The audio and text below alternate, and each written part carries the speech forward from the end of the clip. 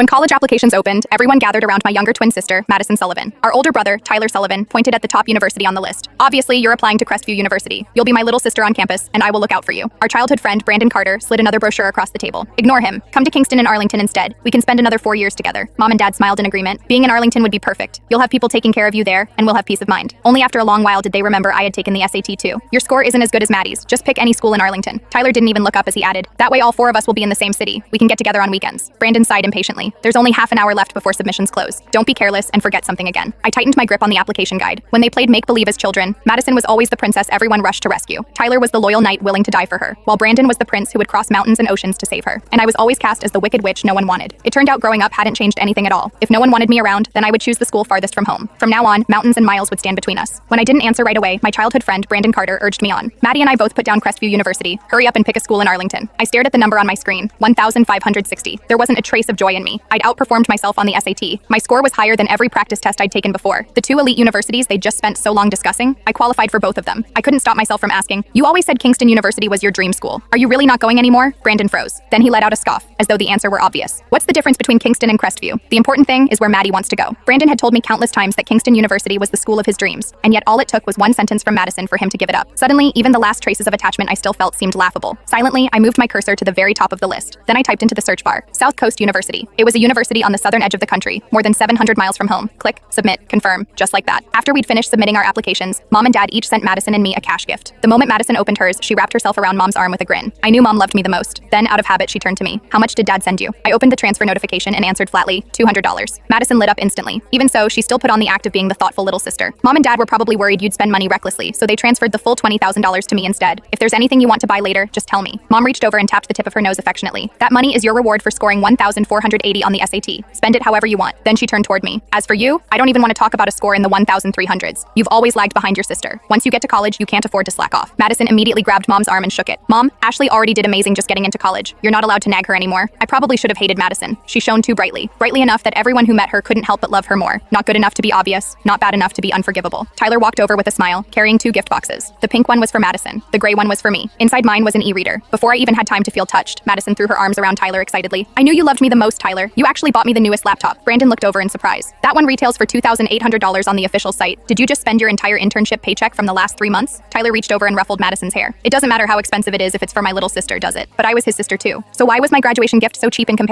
I'd cried and asked that question too many times when I was younger. So many times that now, I didn't even have the desire to ask anymore. I slid the e-reader back into its box. Then I stood and headed toward my room. No one cared that I was leaving. Only Madison called after me. Ashley, what's wrong? My footsteps paused. I'm tired. Behind me, Tyler's annoyed voice rang out. That's just how she is. Always walking around with that miserable